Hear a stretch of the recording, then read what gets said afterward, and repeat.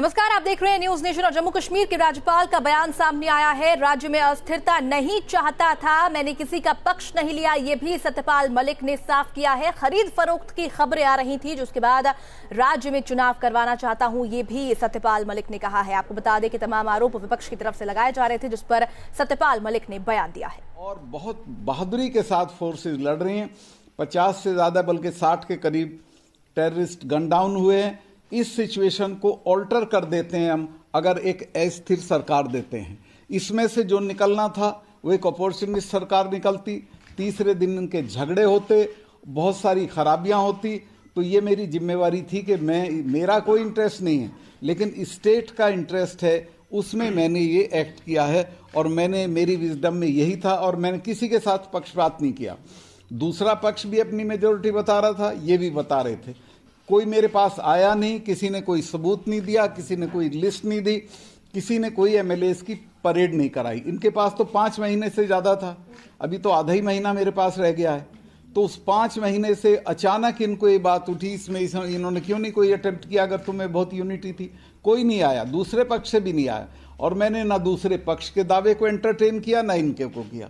और जो मैं ठीक समझता था स्टेट के लिए, वो स्टेप मैंने लिया। और आपको जान के अच्छा लगेगा कि मैंने ये काम जम्मू कश्मीर के संविधान में जो व्यवस्था है उसके तहत किया है। जम्मू कश्मीर के संविधान में ये व्यवस्था है कि मुझको इस काम के लिए दिल्ली की तरफ नहीं देखना है, इसके लिए पार्लियामेंट में नहीं जाना है, इसके लिए राष्ट्रपति जी से भी इजाज़त नहीं लेनी है, उनको सिर्फ इत्तला दे देनी है। तो मैं जम्मू कश्मीर के संविधान के मुताबिक एक्ट किया है। बहुत बहुत धन्यवाद। सर, आपने ये इल्जाम लगाया है पीडीपी और नेशनल कॉन्फ्रेंस ने कि आपने मर्डर ऑफ डेमोक्रेसी किया है, उनको मौका नहीं दिया, आपके यहाँ उनका फैक्स नहीं आने दिया गया, उस बारे में सर क्या कहेंगे? देखिए, आप उनसे ये पूछिए, वो दोनों ये कह रहे हैं कि हम तो यही चाहते थे, हम तो असेंबली का डिसोल्यूशन चाहते थे, हम तो 5 महीने से मांग कर रहे थे। वो क्यों दोगली बात कर रहे हैं? वो तो खुश हो रहे हैं कि हम जो चाहते थे वो हो गया है। फैक्ट्स कोई इश्यू नहीं है। मैं कल ईद का दिन था, वो दोनों लोग डिवोट मुस्लिम हैं, उन्हें जानना चाहिए ईद के दिन दफ्तर बंद रहते हैं। मेरे कल रसोईया भी नहीं था। फैक्स चलाने वाले की तो अलग बात भूल जाइए, कोई सिस्टम नहीं था। वो सुबह आदमी भेज सकते थे, और कल के अलावा कल से पहला दिन भी तो था, क्यों नहीं उन्होंने? अब ये बहानेबाजी की बात है, और मेरे पास आ भी जाता तो भी मेरा ये स्टैंड है जो मैं आपके सामने बता रहा हूं। If we look into the timing of the dissolution, that is one of the reasons you are being criticized. People here feel, the PDP especially, they feel that instead of following constitution of the country or constitution of Kashmir, Jammu and Kashmir, you are following in fact the instruction from the BJP headquarters. That was the reason that why you didn't dissolve assembly. और मैं चलूंगा जब लोगों की इजाजत होगी, नए सिरे से जब इलेक्शन होंगे, जब लोगों की इजाजत होगी, तभी जाके सेक्रेटेरिएट में हम दोबारा शामिल होंगे, तब तक नहीं। लेकिन नई हुकूमत बनने के लिए हम मदद करने के लिए तैयार हैं।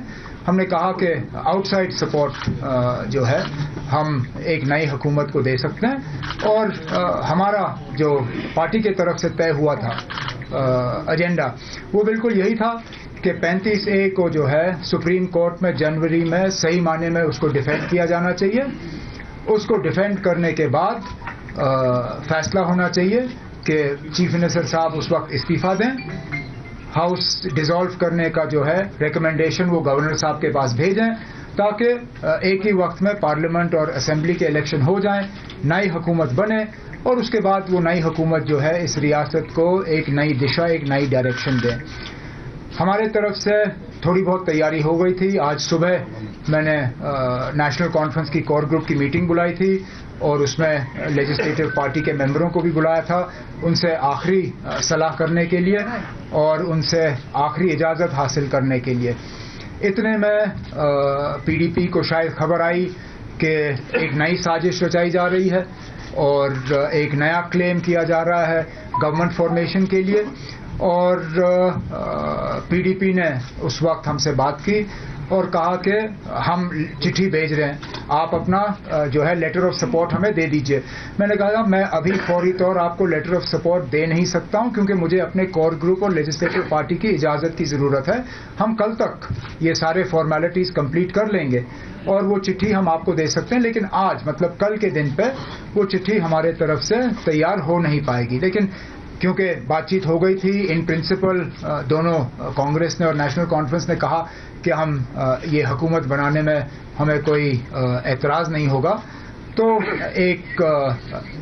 एक चिट्ठी भेजी गई पीडीपी के सदर के तरफ से राजभवन को, जो चिट्ठी शायद पहुंची नहीं। अब ये पहली मर्तबा होगा कि फैक्स मशीन जो है वो जमहूरियत में बहुत चीज़ों ने दखल दिया है, लेकिन पहली मर्तबा मैं सुन रहा हूं कि फैक्स मशीन ने जो है जमहूरियत का गला घोटा है। और ये अजीब सा फैक्स मशीन है, ये ऐसा फैक्स मशीन है जो कि इशारे पे ख़राब हो जाता है और फिर इशारे पे चलना शुरू हो जाता है।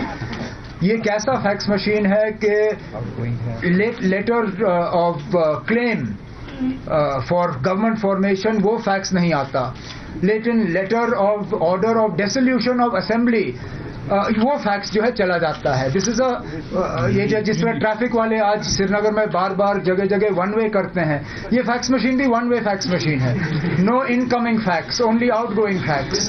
अब इस फैक्स मशीन का भी एक इन्वेस्टिगेशन किया जाए कि ये फैक्स मशीन आखिरकार एक यूनिक फैक्स मशीन हमारे हिस्ट्री में। अब चलिए, आज तो हम और हमारे पास कोई चारा ही नहीं है, हम थोड़ा सा इस पर मजाक कर रहे हैं, बट ये मजाक की बात है नहीं, क्योंकि अब इसमें और मैं इस बात पे आना चाहता हूं जो गवर्नर साहब ने उसके बाद अपने रीजनिंग्स दिए कि क्यों उन्होंने ये क्लेम माना नहीं। उन्होंने कहा कि अलग अलग सियासी सोच रखने वाले जमात जो हैं वो एक साथ कैसे आ सकते हैं। जनाब, ये सवाल आपने पीडीपी और बीजेपी से नहीं पूछा 2015 में, जब 2015 में अलग अलग सियासी सोच रखने वाले पार्टी एक साथ आ सकते हैं और उस वक्त उसको कहा गया कि ये नॉर्थ पोल और साउथ पोल एक साथ आए, उसमें आपको कोई परेशानी नहीं थी। आज आप उन पार्टियों को कह रहे हो कि आप एक साथ आ नहीं सकते हो, हालांकि हमारे और पीडीपी और कांग्रेस के कुछ अहम इश्यूज पे डिफरेंसेस कम हैं बनिस्बत के बीजेपी और पीडीपी के। और फिर अगर आप गवर्नर साहब का वो प्रेस नोट देखें, दूसरा पैराग्राफ जो है वो और ज्यादा मायने रखती है।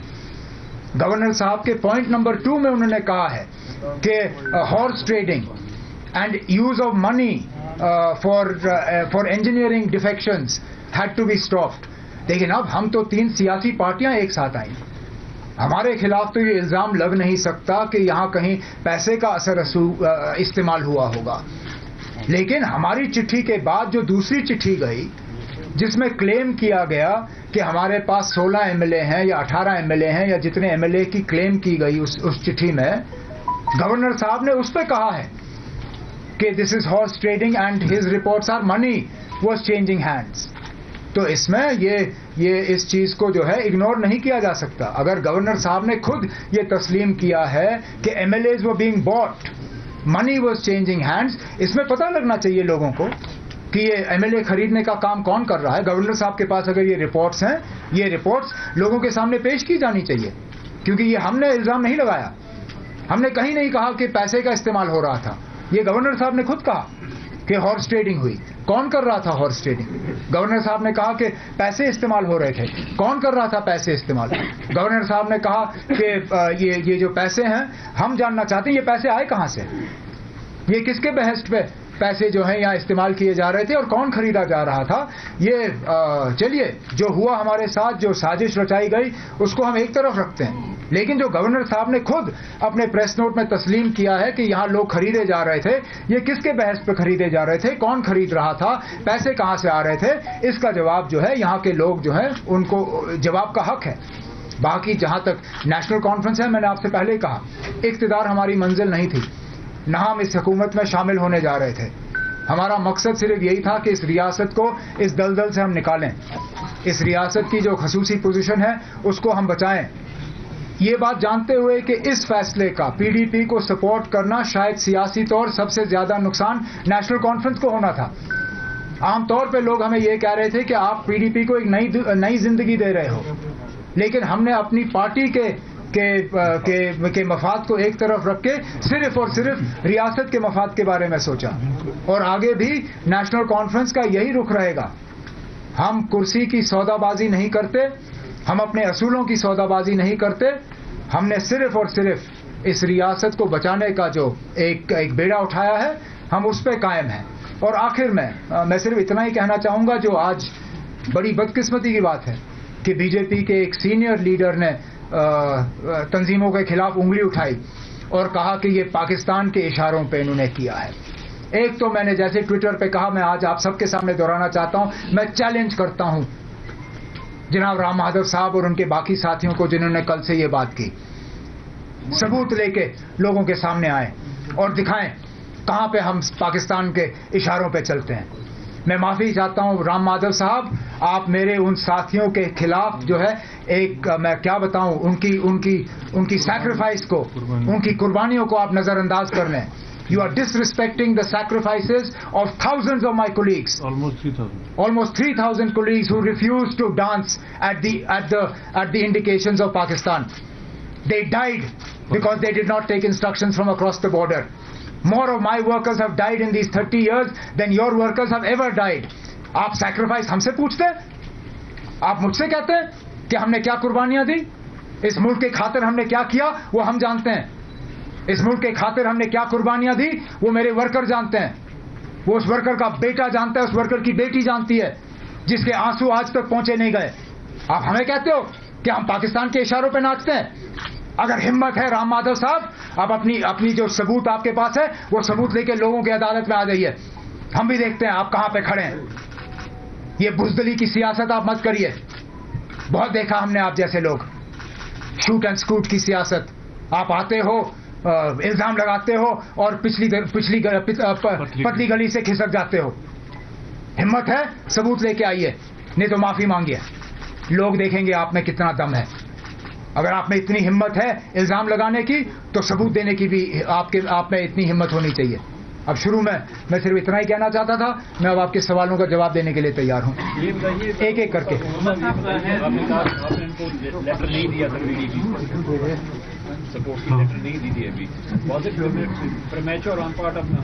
No, there was an understanding that the support was forthcoming.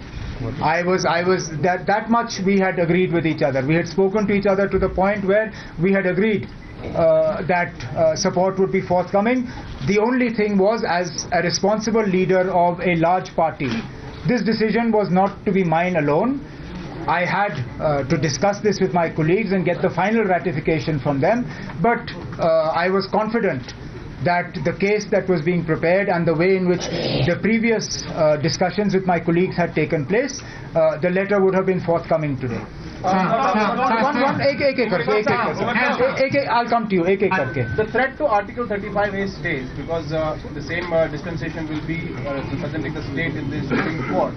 So, what is your next move? Because will you be challenging this dissolution of the from what I understand, I've not had an opportunity to consult with my lawyers beyond just a brief word with them. The fact is that because no letter had gone from us to Raj Bhavan, we don't have any basis on which to challenge the governor's decision. तो national conference के नेता उमर अब्दुल्ला ने निशाना साधा है किस तरीके से इशारे पर फैक्स मशीन ठीक की गई और उसके बाद खराब की गई, और साथ ही साथ उन्होंने राम माधव पर भी निशाना साधा। सीधे सीधे कहा है कि या तो जो बयान उन्होंने दिया है उस पर माफी मांगे या फिर अदालत में सबूत लेकर आए।